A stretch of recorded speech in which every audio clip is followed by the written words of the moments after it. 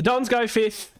They beat the Crows at the Marvel Stadium, 17-13, 115 to 15-7, 97. Big win at home in front of a big crowd, 40,000 people. Welcome back to the Don Pod. I'm here with Nathan for the second time this evening. We had a little bit of a rookie error. We won't say what happened when we say it. Well, I didn't forget to hit record. I just forgot to record Nathan specifically, which you could argue... I'm not worth it. You're getting the better part of the podcast. But hello, Nathan. How are you? You well? I'm good, thanks, Sam. How are you, buddy? Feels very unnatural because we've. How about us? We're fifth on the ladder. Fifth, and deservedly so. Absolutely deservedly so. This is just bizarre having this conversation all over again. Let's just do it. I know. It's okay. We'll get there. As I say, 115-97, big win against very good opposition. It's important to win these ones at home when they come. So, yep. Big game. I'll reel off some numbers and then we'll crack on into it again. Plus 99 disposals, plus 16 of which contested. We lost the hit-outs for the first time in some time, minus 13, but for some reason that's plus 1 clearances. Just lose the hit-outs. Be done with it. Plus inside 50s. Not really the attitude though, Sam. Plus 5 inside 50s rather, which again is a stat we haven't won a lot this year. Mm-hmm. And plus 8 marks inside 50, which was 16-8, doubled their marks inside 50, which when you think they had the possibly still current Coleman medal leader. Yeah, he is. He's a very leading good, the Coleman, yep. Very good result. In front of the sticks, Wright and Langford kick 3, Menzies, Martin, Guelphy 2, Stringer, Redmond, Merritt, Kelly, Hobbs 1. That was a mouthful. Some weirdo goal kickers there. A lot of defenders. As we say, it was a very, very exciting first half of football in particular, and possibly as good a football as we'll see for the rest of the year. Who knows? What was your take? Oh, it was a very exciting first quarter, as you said. We played some of the better football, very open, very expansive sort of football. We just seemed to attack. It was not that commentators made some hilarious comments about how the defensive coaches might be in trouble. Yes, having some stress-related issues. Yep. It was very. We actually defended okay, though. Yeah, I was going to say that. I felt like we defended pretty well. They didn't. No. Everything worked really well for us. Our who would you say was our worst player? Like in that first half, like we didn't have a bad player. Like there was. In terms of possessions, I mean, Stringer was pretty quiet, but he had a couple of touches in the second quarter that were impactful. Yep. Led to goals. So, yeah, a good all-round. Yeah, and that was just so, like, all the guys like you want up and about. Caldwell was having one of his better games. Hobbs had a great first half. Yeah. Like, Hobbs is really playing some very, very good football. Dropped off in that second half, I must admit. I barely saw him. But he was really good in the first half. Phillips was dominating in the ruck. I thought like a lot of those first quarter goals came from some really nice little hit outs from him down to Caldwell and Hobbs. Or, Merritt was just dominating with the footy. Parrish was getting everything, clearing the ball and butchering it on his way through. But, and there will be probably something made of Parrish's disposal, yes. But... there was a moment, what was it, in the second quarter? When he got the ball, kicked it forward, butchered the ball, barely made a contest, but he got up to that next contest, smothered that again and got it again and kicked it to, I think, Martin, who gave it to Kelly, who kicked the goal. Yep, correct. So that was 3 or 4 efforts after a really shocking kick. Yeah. And I know people are going to go, the way, but geez, I'd rather have that. Yeah. The way he wins the footy. Yeah. And I mean, there might come a day where he's not the one making those kicks. It might be that it's the handball to someone else on the outside. Sardis. Yeah, example. Correct. Yep. But his ability to win the ball, I don't care if he hits every second kick. But the thing is, he does hit some good kicks. Like, he can do it. He does. He puts the ball on his left a few times and hits targets. I know he misses a few and they look at him, but it's just what you got to take sometimes, I think, with him. And I'm happy to take it. And it goes back to that conversation about him and Redmond. And look, I think he's much more important to them. I want to keep both. I think they're really important. But if if you said to me you can only have one, it's him. Oh, Like yeah, for sure. he's too important. I still want both, but yeah. Yeah, you're right. But just such an exciting brand of football we played that first half. Like it was, everything was up and going. There was that which we hadn't seen a lot of, that like that handball, chain of handballs flowing forward. Or the forward handball, and they call it. What are they called? Forward handball. Forward handballs. Handballs that go Forward. what? Forward. Crazy. Mm. There was a lot of that. Our forwards were leading. There was this thing where the forwards were leading at the football. There was a lovely kick from, and this is something I've been critical on Perkins for, is the rushing of disposal and just not making the right decision. I think he hit Wright, who missed the shot, but geez, it was a beautiful kick, beautiful pass from a free kick into the centre, hit Wright on the lead. Might not have been right, I can't remember. There was lead, one 40 out. Which I was fascinated by, was that stringer one, and I think that was in like the second quarter. Oh, he just bulleted it to right. That was fourth quarter. That was at the end. Well, was it? Yeah.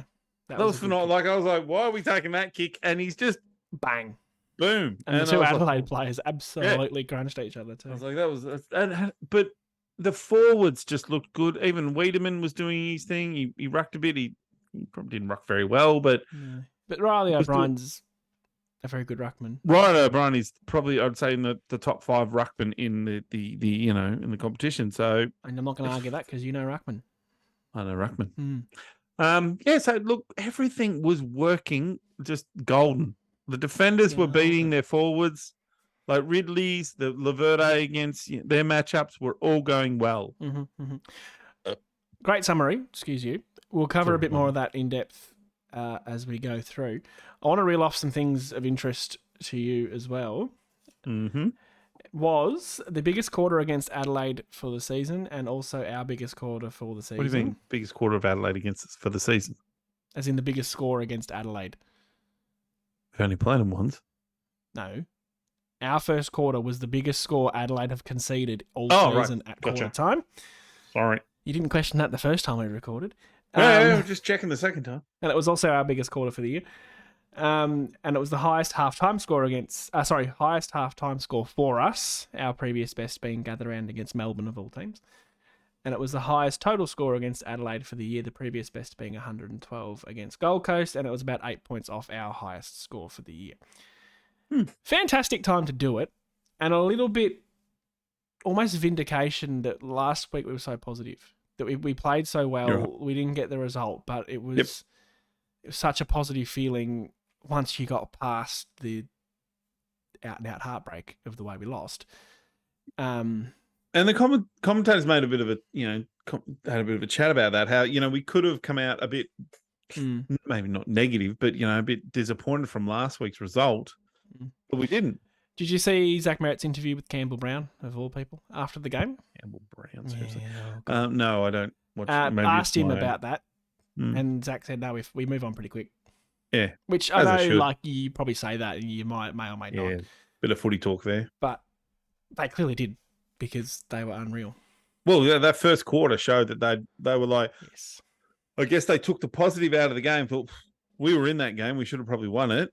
So let's get into this game and win this one, and that showed, and they, never let really the Crows in. No, there were a few. Well, they get to about 10 points in the second quarter. They got back into us. Yeah. And then we kicked a goal there, I think, to put it back to about 17 at half time. Half time, no, we're up by 37 at half time. What was it? We're up by 37. Oh, so it must have been the first quarter, and then it was the first quarter. Sorry. Well, we kicked a few. We got to about 5 or 6, and they had 2. They brought it back, and then they kicked a few, and we got it back out to 17. They didn't really get back within 5 goals until the last 6 or 7 minutes, which was still, a bit disappointing, but clench moments. The boys had shut up shop and gone home. Yeah, it's all right. We won. Who cares? I wrote down a couple of things. I was taking notes because I always forget these things and go, "Oh, what happened? Who was that?"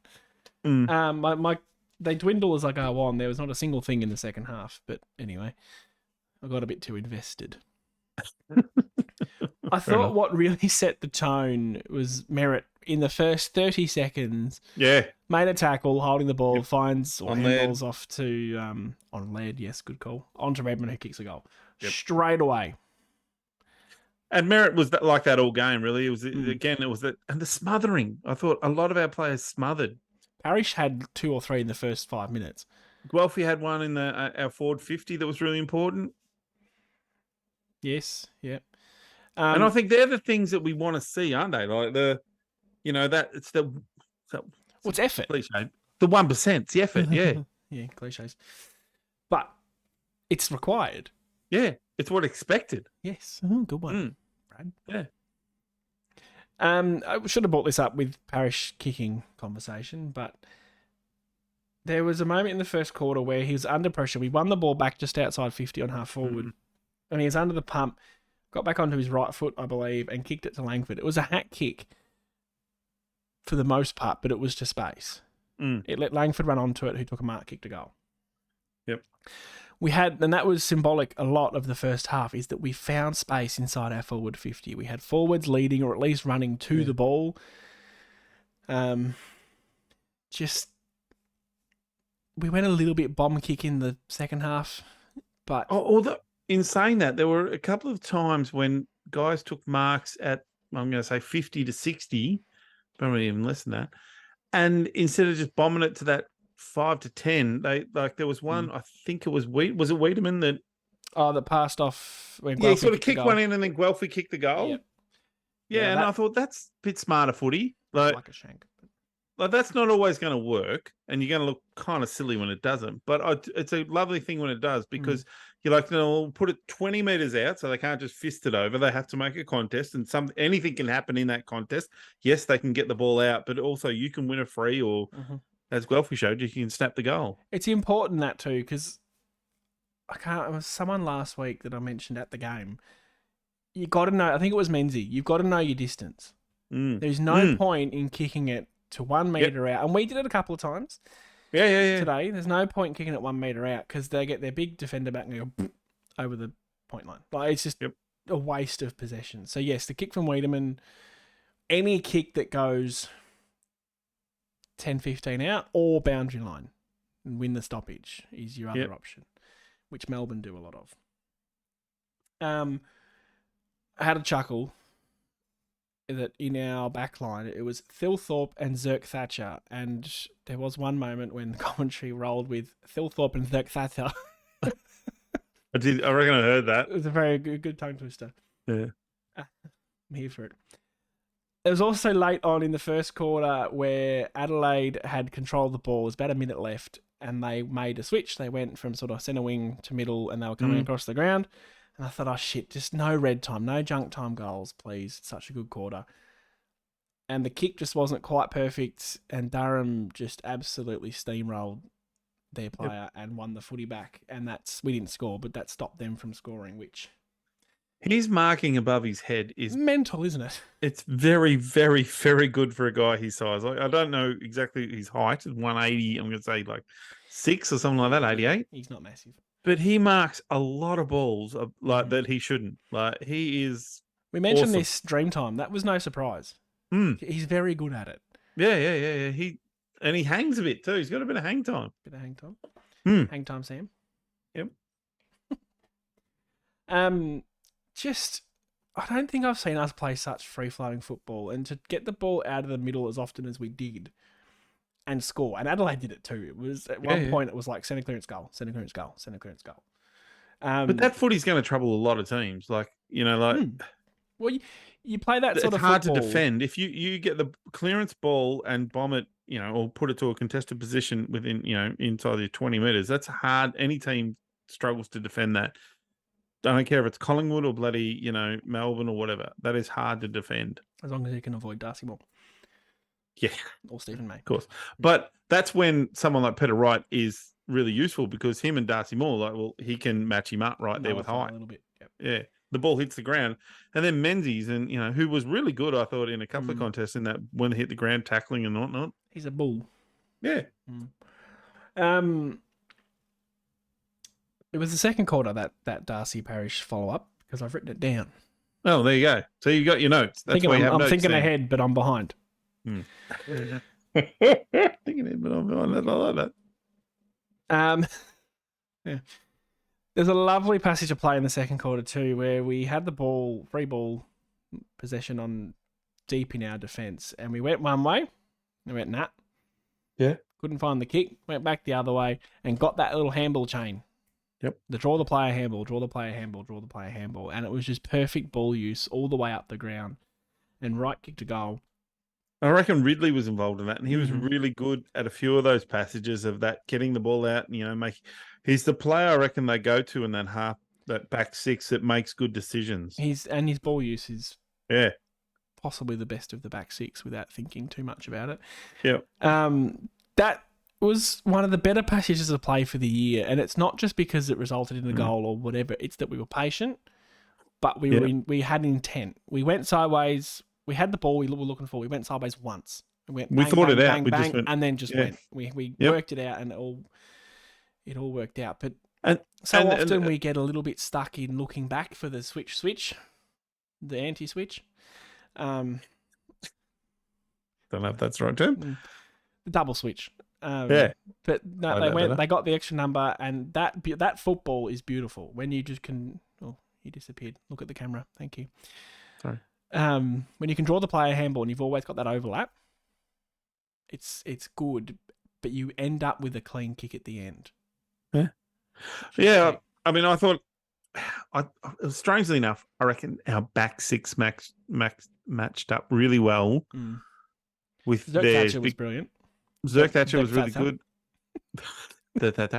Was really good. Laverde probably his best game in several weeks. Very good. Getting under. I'm gonna say Doty again. It's not Doty. That guy. We were talking about him before. Don't. Literally. Oh, I probably can find his name. No, I'll find it now. It's all right. Yeah, and I also Fogarty. thought Ridley. Sorry, Fogarty. That's right. Yes, and Ridley played a super game too. I thought he was until he got injured, which is a bit of a concern, and we'll probably talk about that later. But it looked a bit serious. The fact that he came back on, I thought was a good sign. I reckon he could miss a few, but it's not like end of year stuff. No, which is what I was thinking at the start. We also played really well on Rankin, which I think for the most part was Kelly, possibly a bit of McGrath. We seemed really niggly on their forwards, and there was a couple of times when like Lav's getting in Fogarty's face. Forgot again. Yep. Rankin was clearly getting pissed off. Like we were getting in his face, and I like it. Yes, it can come back and bite you. But you back yourself to be better than your opposition. And if you can get under their skin, they're going to give away free kicks.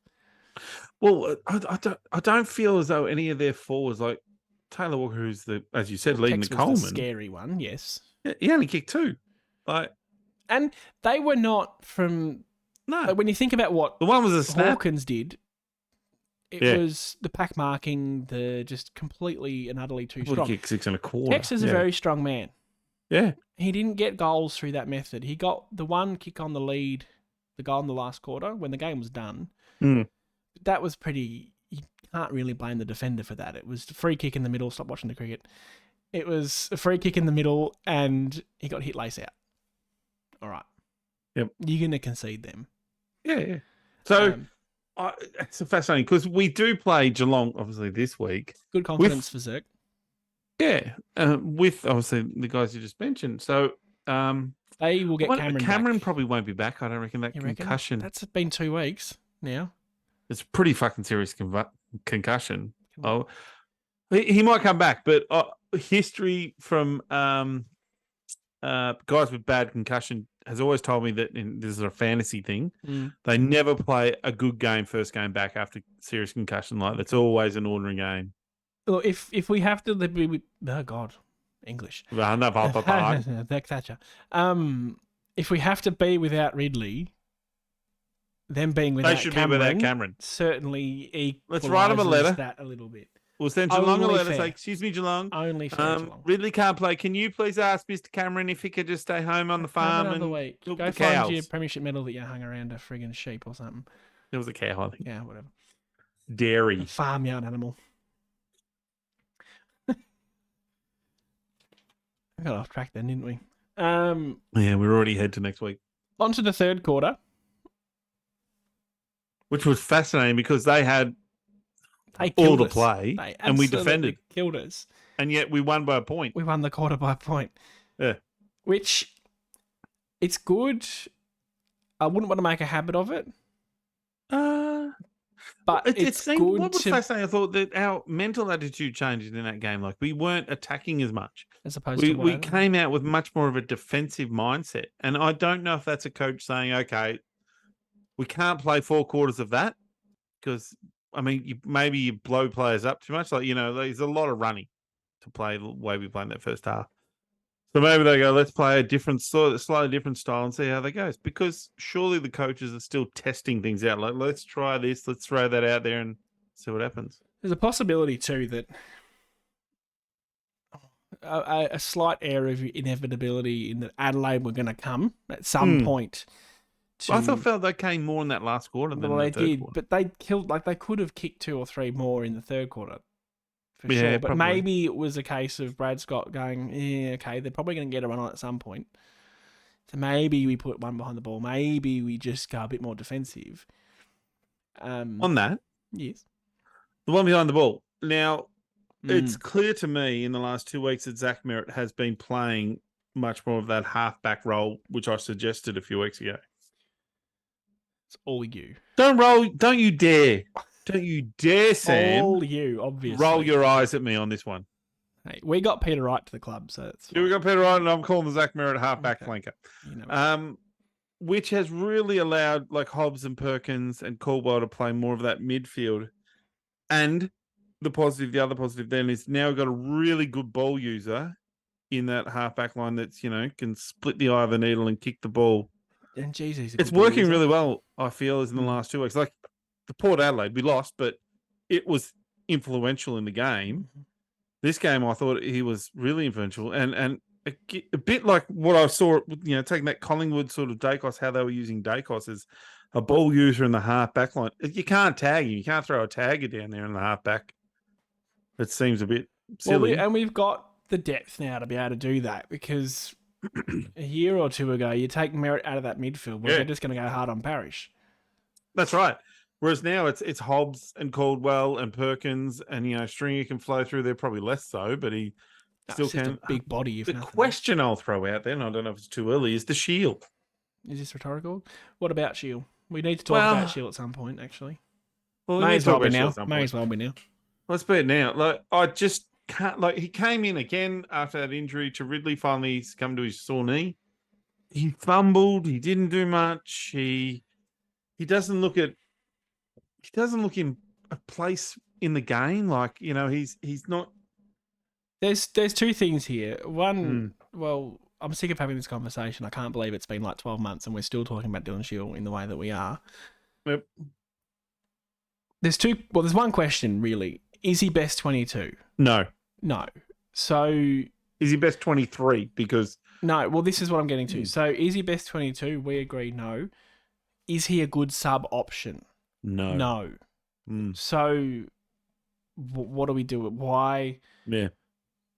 I get that he's high paid, he's high profile, but when you've got a team who you're having such improvement out of Hobbs, Caldwell, Perkins, and you've got another guy, Sardis, who we're only going to benefit from being in the side. Not that I'm advocating for Sardis to be sub, but you're right. He came on and was sloppy and fumbly, and I can forgive him a little bit for that, because it must be hard. Yep. As a sub, you're coming on, you've got no feel for the pace of the game. Yep. I agree with that. I think it'd be hard dry. But that's where you want speed. Yeah. Because then if they can't... But he didn't what annoyed me was there was stages in the game where he was not running. Like what I expect a guy like him, if he's coming on late in the third quarter, early fourth quarter, is that you've got to run your guts out now for a quarter and a bit. That's your job now, is to get up and down the ground, like just sprint. And there were a couple of points where you just point there, you get that one. You go up to that contest, I'm not doing it. Yeah. Fucking hell, mate. He did make some nice tackles, but... Did he? I just don't think he's not...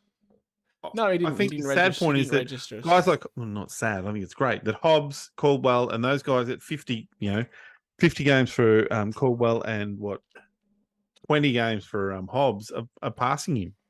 No, they're not. They're not passing him. Passed. They've passed him. Yeah.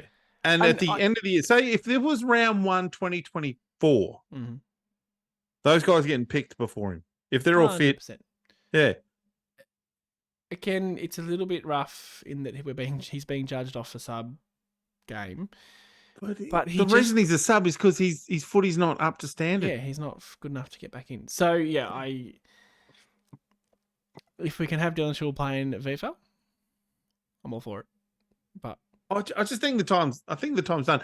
And I think for us to be a better club, we have to make a hard call on guys like him. Like okay, I'll go to another play, Heppel. In that third quarter, the number of times he stood up and did something really important. He had about 14 touches. Yeah. There was one mark, I reckon, in the second quarter he dropped, which resulted in a goal, which was disappointing. It might have been Texas, actually. That was Tech's goal. One of Texas. Yeah. That was disappointing, 100%. But that happens in games of footy. Okay. But everything else he did was very, very good football. Whereas I think with Shiel, like, there'd be 2 or 3 moments in the quarter he played where he fumbled and didn't get the ball or didn't pick it up properly. I'm like, I can't have that, mate. Like, you've got to come on for a quarter. You just got to be bang on straight away. Yeah. You've got to be impactful. You fumble the first one. That's all you get. After that, you pick everything up clean. Yeah. You've got to have impact, and he just hasn't. He didn't have it last week. He didn't have it this week. And if he's not a great sub, and he's not best 22. So, and if we were playing a team where we need him to come on and have an impact, he's not done that in 2 weeks. Not done that. Whereas throughout the year, we've had guys come on as subs and had real impact. What do you think? Hind came on against Melbourne and kicked 2 goals. That was amazing memory. I didn't even know I was going to say that. How do you do it? Massimo came on against North and kicked a goal, the winning goal. Yep. And not just the goal, but they influenced, like, they were an important part of that, they're that quarter. Quick, they're clean generally. I reckon Massimo set up another goal. You're doing better than me now. Then. Yeah, interesting. I think I have more faith that Brad Scott will leave him out because he's not good enough than perhaps what Truck would have. Is your dog misbehaving? Sorry.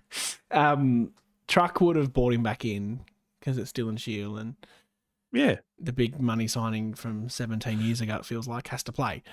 On that, what is his contract status? Dill? Is he 1 year left? Oh, I've got to turn the cricket off my phone. No, I can check. He's not. They're known for 39. Yeah, we're going to lose. I don't know. He's not out of contract this year, so I dare say he was out of contract next year. So, that'll be 2024. So he's out of contract next year, not a free agent. Yeah. But that's fine. Like, if next year is his last year, then I would. Well, that's just sorry. You're playing into your last year. You might be playing VFL a lot of it. You're not getting another contract with us. That's just certainly not happening. If you can find another club that wants you, go. That's going to be very interesting if there's a delisting conversation. I don't think he gets delisted. He might be traded. Well, at the end of next year. Yeah, you're not going to delist him. Well, what wouldn't I? Well, you may as well How old is he? You may as well get a 30 odd. You might as well get a 3rd round pick or something stupid. Some steak knives or something. Nice on a plate. Oh, but He's 30. We talk. He's 30. Yeah. So we're talking like a club like a North Melbourne if you want to stay in Victoria. Maybe a St Kilda. You go well at a club like that. I'm sitting here trying to think, what other role could he play? There's no other role he can play. No, there's really not. Anyway, he can't play. We've got too many half forwards that should probably be playing midfield. We've already realised that Merritt's playing that half back role very well. As that guy that with some polish who can go down there and do that. He can't play anywhere else. He's got a big yellow streak down his back that stops him from playing any other important role.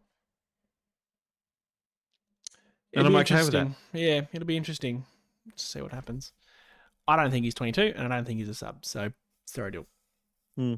Now, on to some individual performances. We kind of glossed over that a little bit at the start. No, let's. Big Dog Darcy, as we've talked about already. Oops, if I can get my screens all in order here. 39 touches, 6 marks, 3 tackles, 8 clearances, 600 metres gained. and a very good game of football for Das. Zachy Merritt, 39 touches also, a goal, 6 tackles, 4 clearances, and 687 metres gained, which I would venture a guess that's the highest in the game. Yes, it is. What a man. We've gushed over him more than enough. Couldn't get the words out then. Pidge also had 31 touches, was great off halfback. Kicked a point. Really good game, actually, from Pidge. Weirdly. Yep. Yep.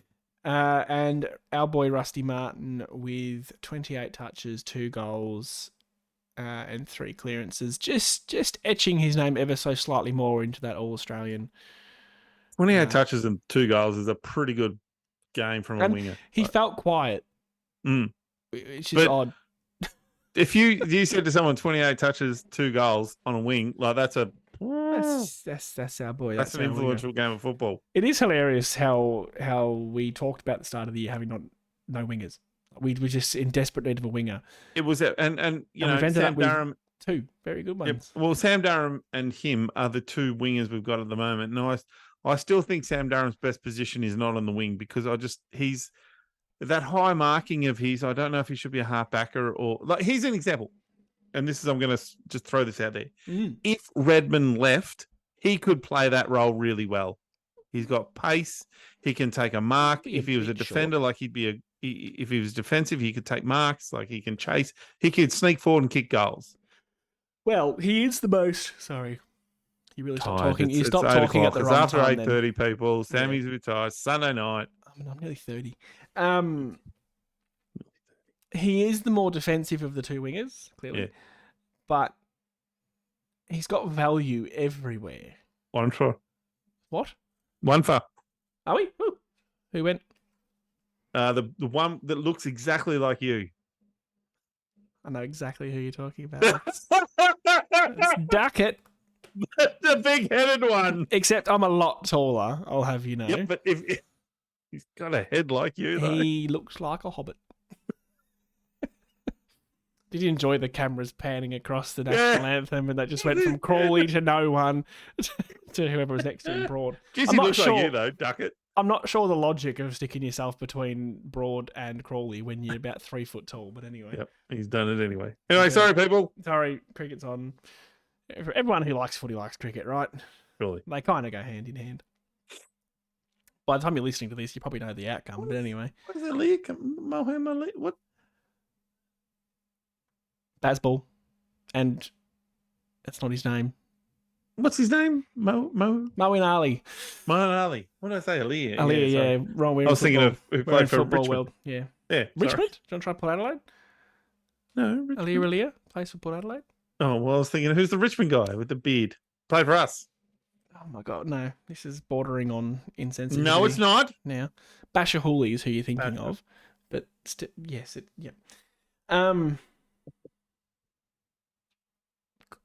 Let's go forward. Moeen Ali is coming into bat at 3.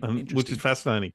I would have put Ben Stokes, although he's probably I would just put Ben Stokes in so he can win the game in 5 overs and just go, Ben, go out there and knock your 90 off 10. He's broken, isn't he? Anyway, football.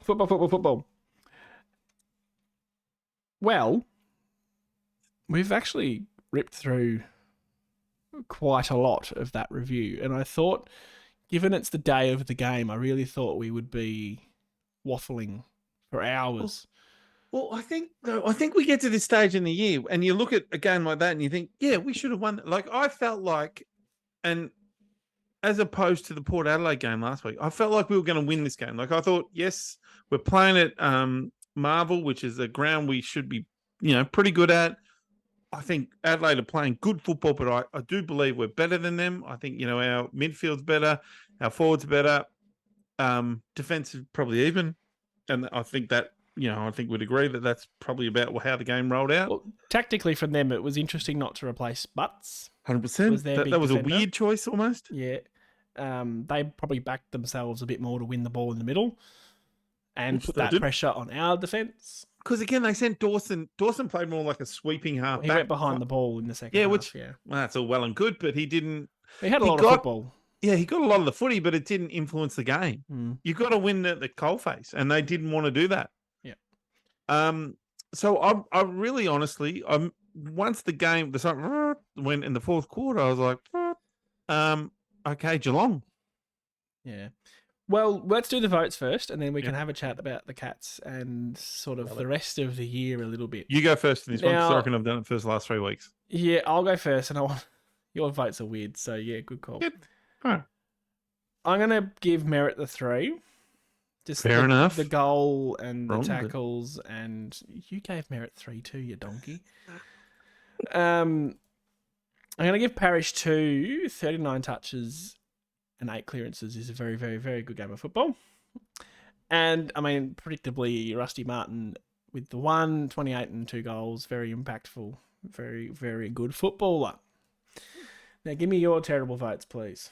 Oh, well, I gave Merritt the 3 too, because 39 touches. Mm-hmm. It's a pretty good game of footy. Mm-hmm. I gave the Rusty 26 or 8, whatever it was, and 2 goals. It's just a phenomenal game from the wing. I don't care those stats. And influential, not just the stats, but he. Yeah, I don't disagree. It's your number one that I take issue with. Yeah. And in the comments, let us know what you think about this one. My number one vote, Phillips. I thought his ruck work in that first half was really influential. His tapping to the midfielders was what set up Parrish's 30-odd possessions, because he got the ball down in his throat and said, "Take this, mate, and kick it that way." And I'm going to say this. I can understand why Parrish should have given to Parrish, but I think that at some stage you have to sort of, it's like the Clubman Award. You have to sort of say, "Look, mate." Look, I've given out plenty of those votes in the past. Yeah. I'll admit. You were really influential in the game. This is a stretch even for you. You and the Ruckman Alliance. But at the end of the year, Andrew Phillips isn't winning the Don Pod Best and Fairest. So no. And if Parrish loses by 2 votes, I'll apologise for this one. Parrish probably isn't in the conversation because he's missed so Parrish, much if you just want to write in. Yeah, let us know, Das, and I'll personally ring you back and apologise. He's going to leave the club now because of this, you realise. Well, Nathan, if he doesn't, again, I'll ring and apologise. Nathan, give me a vote. I'm out. Yep. Got 39 fucking possessions. I still can't get a vote. Yeah, interesting from you. I am fully supportive of the almost pity vote, though, in that he was very influential without being brilliant. I get it. It's okay. Yep. Did I give a vote to Wiedemann last week for that, actually? Yep. Does it I generally? reckon you gave a vote to someone a couple of weeks. I just think, without Draper. Phillips last week, jeez. Yeah, without Draper, I thought Phillips had played a really good game. And how good a vibe was Draper on the sideline with the retro hat, the puffer jacket, and the friggin' headset on? Do we assume he's away again next week? Well, it'll be interesting because Phillips is having a week off. Yeah, for that bump. Yeah, you're right there. Very, very silly bump. I'm more than happy to see Brian in the side. I was never supportive of Brian rucking alone. But Geelong aren't a great rucking combination. Could be the making of the man. Anzac Day 2009, David Hill goes down with an ACL and Paddy Ryder wins the Anzac medal. Named a child after him. 14 years ago. Well, my son's 13. Fair enough. Good maths. It all checks out. Yep. Right. Well, on to Geelong then. So, hypothetical scenarios. First of all, just to get excited. We beat Geelong at the Cattery, which, by the way, while it's being renovated, can we not just play these games at the MCG, please? Have we ever been Geelong at the Cattery? Probably since the 90s. I don't care about going there. That's not my issue. While you've taken out half the seats, play it where people can go. For God's sake. I agree. If they were playing Gold Coast, play it down there. Yeah, but this could potentially get 60,000, 70,000 people at the G. So, I'm not arguing. Anyway, say we get ahead of ourselves for a minute and we do beat the Cats. Yep. I think we're in a better position than what we were earlier in the year to do so. Then what? Are we talking? Are we still thinking top 6? Does it shift a little bit to Melbourne are actually a little bit precariously in that top 4? And this is wild from us, getting very, very much ahead of ourselves. But so we're one game off Melbourne. Correct. And percentage. So essentially, and pretty decent percentage too, like 20%, which we're never catching. Like that's the top 4 teams have got us by a long way in percentage. We do play West Coast, though. Yeah, but we're not going to flog them at the point of the year. It's a lot of percentage. Anyway, let's not worry about that. We're 1 game off Melbourne, 2 games off Brisbane. No, 3 games off Brisbane, isn't it? No, 2. Yes, you're right. 3. I looked at it before. Can't do maths. I looked at it already. I don't know. I don't think we're a top 4 team, so I don't think. No, neither do I. But yeah, you're right. I understand what you're saying. That Melbourne aren't playing good footy. Would be, I think, what your point is there, is that they scraped over against. Yeah, they did. They scraped over on the weekend against St Kilda. I didn't think they looked very good at all. So if we play Geelong Saturday night, Melbourne play Brisbane on Friday night. So you're saying that Brisbane will beat them? So we could theoretically, hypothetically, potentially be equal on points, level 4th. No, well, we wouldn't. We still can't pass. And then they play Adelaide. In Adelaide? No, the G. But, they'll beat Adelaide.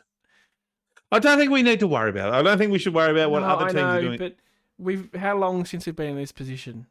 I think my point is, if we beat Geelong, and I will hold my hat on this, if we beat Geelong, we will win, I reckon, maybe lose 1 game after that, and that's the Collingwood game. Yes, and that's the Dogs, North, West Coast, GWS in Sydney. And a Sydney game. Who are flying, by the way. Sydney in there? Is it Sydney Sydney at Marvel, yeah. Sorry, I've missed them.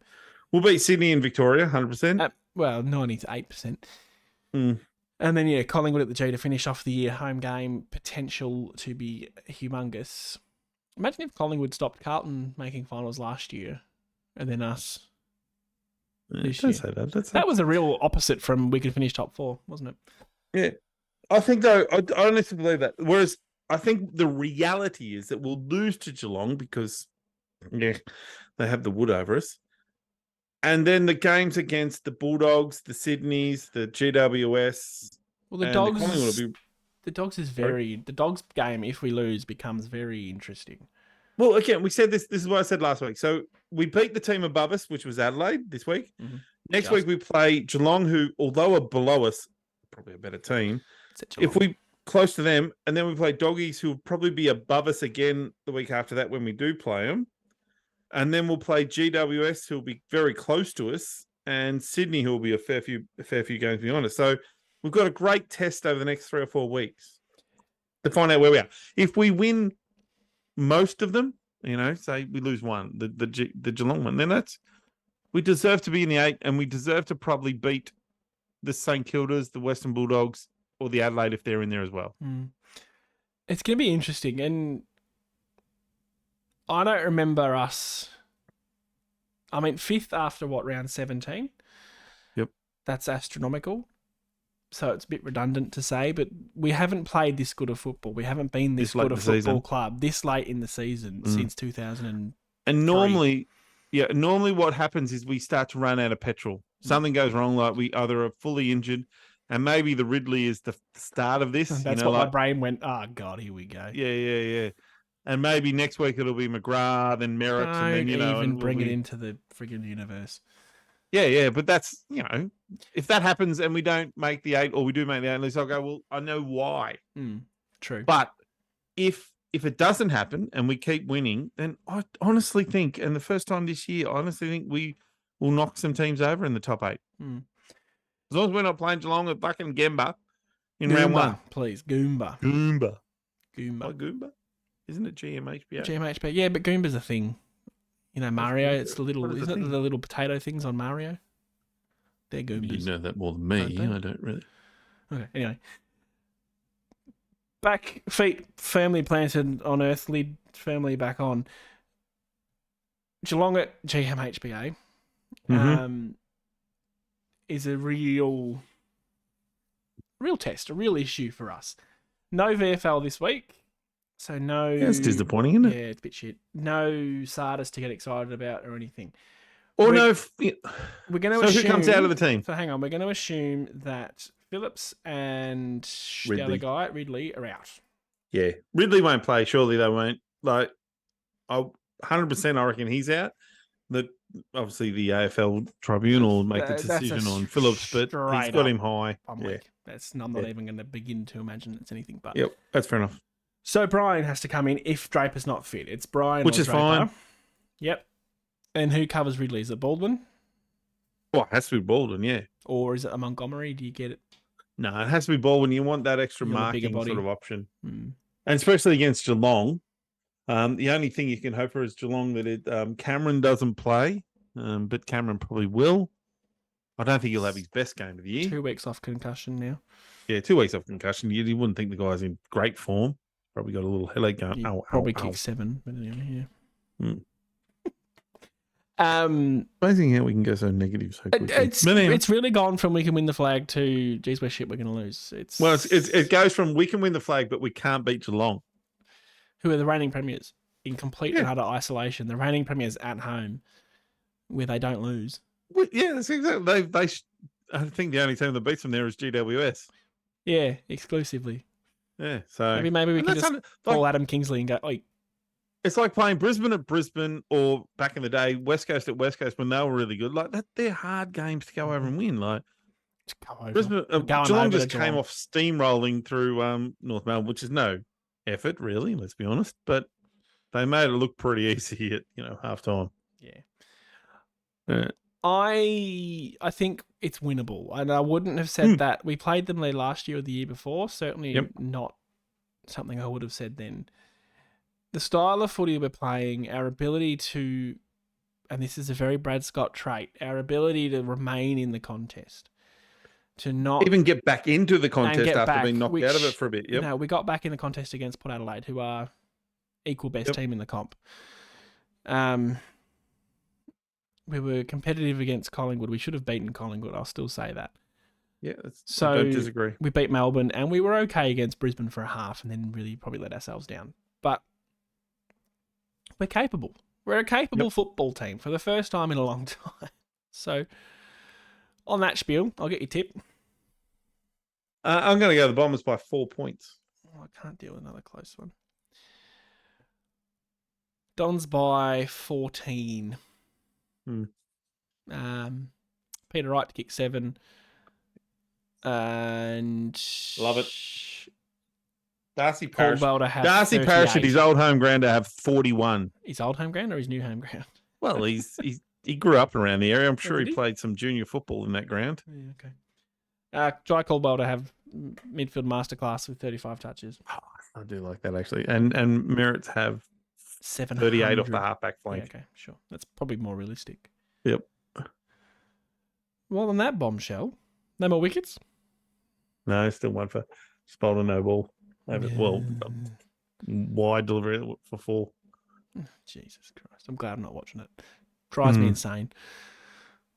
We're trying to bounce out the top order again. There's just some point you have to. We talked about this last week. Line and length. For the love of God, it's worked forever. Especially Scotty Boland is in the team. Like, that's his hallmark. Just top it off. It's not rocket science. Top of off. It can get wickets occasionally. So can shit, apparently. Well, shit gets wickets, but except it costs 30 runs on the way there. Shit gets Whereas wickets. top of off doesn't often cost you 30 runs on the way there. No, true. All right, anything else to add from today, generally speaking? You bought a PS5 and you got a VR now? I'll say it again. We were good. Hmm. We are not now a shit team. And insightful. Moving forward over the next few years, we will not win a flag this year. We probably won't win a flag next year. But I'll tell you what, 2025. Took me a second too, don't we? Yeah, what year are we in? We will be one of those top teams. Okay. What a lovely lukewarm sentiment. We're shit this year, we're shit next year, but the year after we're golden. If you're planning on some holidays, next year, good time to go. Not the year after that. Seriously, us winning a final is basically going to feel like a grand final. You know what I'm going to do? 1 year in the next few years, I'm going to go to every football game for a year. You aren't. Yep. You're just not. You haven't been to one game this year. That's the sort of thing I'm going to do. Okay. You heard it here first. Nathan abroad. Not abroad. I'm just going to stay. Well, it's abroad from your hometown. I'm going to leave the state. Right. Nathan Interstate doesn't quite have the same ring to it. All right. Let's wrap this bitch up. Maybe you can VR it now. Ooh. We both bought a PlayStation VR this weekend, completely independently of each other, which is quite strange. Because we're so losers. Anyway, moving on. Oh, sorry. Do you want me to finish it? Okay. My apologies there. You want to host Wrap next it up. week? Do you want to host or no? Thank you for tuning in. I'm sorry we didn't do any socials this week. There was just no time between the game and then recording. But we'll be back possibly up next Sunday night. We play on Saturday night. So Yep, we'll do a Sunday night. nice, quick pod. Thanks for tuning in. We appreciate you, and go Dons. Go Bombers.